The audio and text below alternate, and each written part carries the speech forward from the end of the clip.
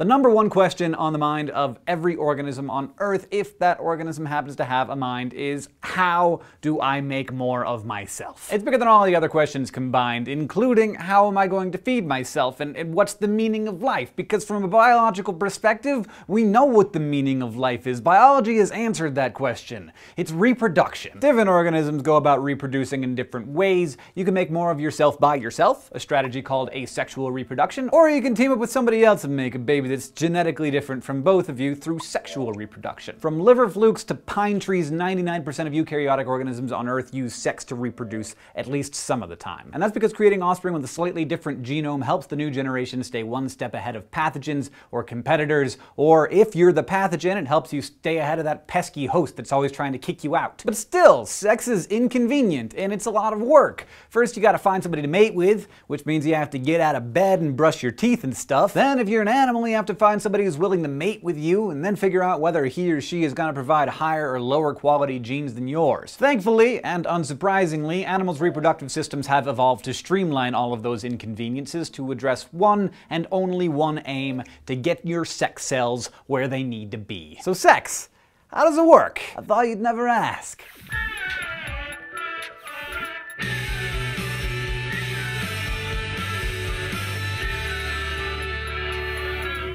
Reproductive systems, like all the other systems we've discussed, take on an incredible diversity within kingdom Animalia. For instance, some female spiders mate with a bunch of different males and then stash their sperm into different storage units. When she's ready to fertilize her eggs, the female spider will choose which male spider she liked the best, and then let his sperm out of the storage unit to fertilize her eggs. Hyenas, meanwhile, have a female-dominated social system, and it's the alpha female who chooses who she mates with. She has sex using an enlarged sensitive sex organ, a clitoris, that looks exactly like a penis, called a pseudopenis. And a duck's penis can be a quarter of the length of its body and shaped like a corkscrew. Wanna know why? Look it up. Actually, don't. Google that with care. Just don't press play on the video. The point here is that while the delivery systems may be somewhat different from animal to animal, the fundamentals are the same. In order to do the sex, an organism needs to find another of its species that has a different type of gamete, or sex cell, than their own. Gametes, you'll recall, are haploid cells, meaning that they only have one set of chromosomes, and they're formed by the process of meiosis. And there are only two types of gametes. One is the ovum or egg. In plants, it's called the ovule. The egg is always a large cell that takes a lot of time and energy investment to make, and it's usually not very mobile. The other type of gamete, sperm, are smaller, a lot more plentiful, and easy to make, and always more mobile than eggs. Most animals have either one or the other type of gamete, though hermaphroditic species like garden snails and some flowering plants can produce both. In the magical moment that one of these sperm finds one of those eggs, the two fuse together to create a single diploid cell that has all of the instructions to make a new seahorse or secretary bird or whatever it is. But let me get your mind right about what we really mean when we talk about sex. Because we humans have external sex organs called genitals, we tend to think of them as key indicators of who's male and who's female. But the fact is, genitals are only one byproduct of a much, much more important and fundamental distinction. From a biological perspective, the only thing that makes sexes different is that the females produce big, not very mobile gametes, and the males make smaller, much more mobile gametes. Across the spectrum of all things that reproduce sexually, that's pretty much the only consistent difference between boys and girls. Therefore, all reproductive systems and reproductive behavior are designed entirely around the production, storage, and delivery of these gametes. For instance, because sperm are really mobile, males within a species are generally the more mobile ones who go out to find a mate. This is even true for plants. Female gametes of a flowering plant generally stay in one place, while the pollen, which ends up producing the sperm, gets picked up by a pollinator or sometimes just sprays out every which way into the wind, hoping to bump into the right kind of ovule. In animals, we see all kinds of crazy behaviors where mating is concerned, and of course not every animal goes about courtship in the same way. But one thing is pretty consistent: females tend to be pickier about the quality of their mates. Because while a male animal could conceivably fertilize thousands of eggs every year, a female has only a limited number of eggs and she's spent a lot of energy developing them, so she wants them to be fertilized with high-quality genes. Plus, in cases where both parents stay together after fertilization, she also wants those genes to be attached to a high-quality provider. This often results in males having to do a lot of showing off in order to get a lady's attention. Males of a species are generally louder, larger, brighter, brighter, more combative than the females. Basically, they're putting on a big show so that the females can size up how awesome that guy's genes are. But for all those differences, during the development of the embryo, there are actually very few physical differences between males and females, at least at first. You and I, we didn't start out being a male or a female while we were hanging out in our mom's uteruses. We didn't have a sex at all until about 2 months. Before that, we had all the pieces to become either male or female, but our genes hadn't gotten together to determine whether or not our gonads, the glands that make the gametes, were going to become ovaries or testes. In mammals, that decision is made by the sex-determining chromosome. If an offspring has 2 of the same kind of sex-determining chromosome called XX, it will be female, and if it has 2 different chromosomes, XY, it will be male. The same is true for other animals like fruit flies and even some plants like ginkgo trees. However, the opposite is true for birds. Boy birds have XX and girl birds have XY. Go figure. In mammals, the default setting for sex is always female. Absent of signal from the Y chromosome, ovaries form and begin working on developing female structures. If there is a Y, the ovaries instead form into testes, and parts that would be female turn into male structures. For instance, the clitoris I mentioned, which is sensitive and has spongy tissue in it, actually becomes part of a penis. But it is worth pointing out that by this time, some features are already in place before the sex is determined.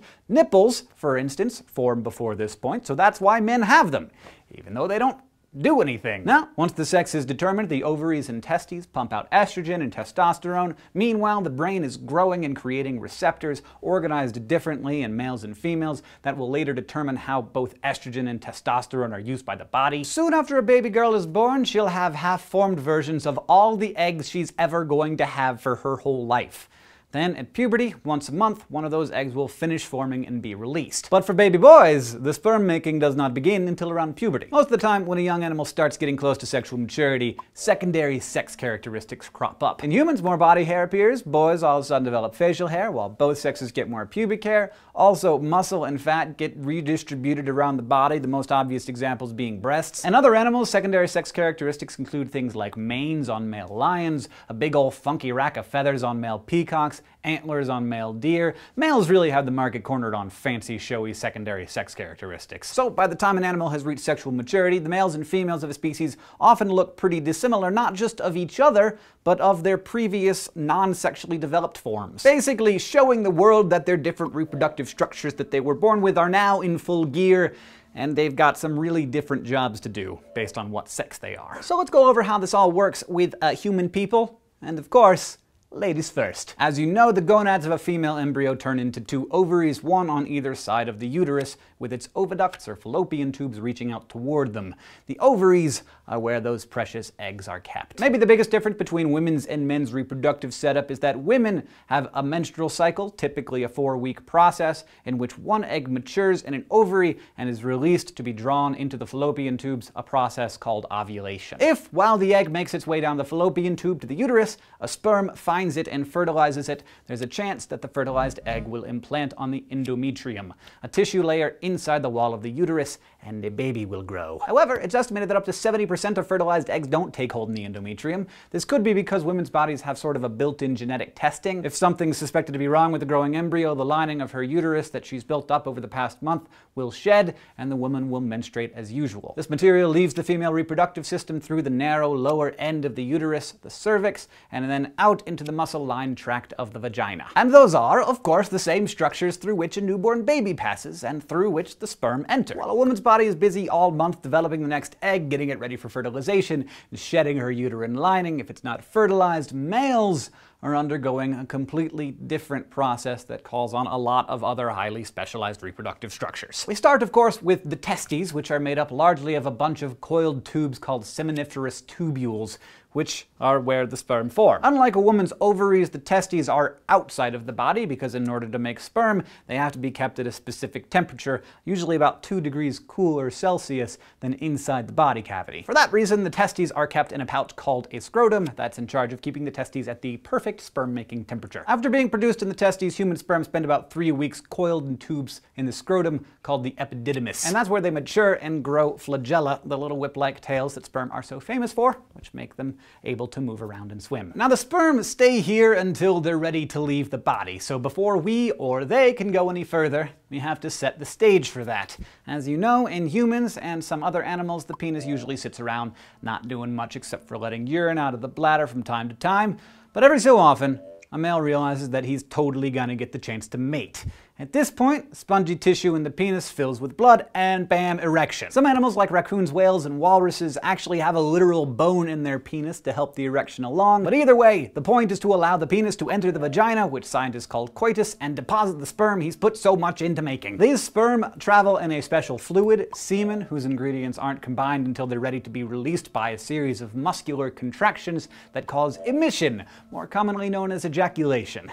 At this point, the contractions carry the mature sperm from the epididymis through 2 muscular ducts called the vas deferens, which carry them up from the testes, up and over the bladder, and down past the seminal vesicles. Here, with contributions from the nearby prostate gland, they pick up a bunch of fluid that contains mucus and coagulating enzyme, ascorbic acid, and sugars that the sperm are gonna need for their trip. Now the semen is complete, and it travels down short ejaculatory ducts to the urethra to be released at the end of the penis, where, if the timing is right, one among the hundreds of millions of sperm in that emission can find and fertilize an egg. That, my friends, is how we all get our start. To find out or to remind yourself what happens after fertilization, you can always check out this video on embryonic development, but fittingly enough, this wonderful beginning marks the end of our treatment of the animal kingdom. Please join us next week when we go deeper into the other kingdoms that we share this planet with, the bacteria, the archaea, and the protists. Thank you as always for watching Crash Course Biology. If there's any sex stuff that you want to go over again, there's a table of contents. Thanks to everyone who helped make this video, especially to Amber for illustrating all of those gonads. If you have any questions, ideas, or comments for us, Facebook, Twitter, or the comments below. We'll see you next time.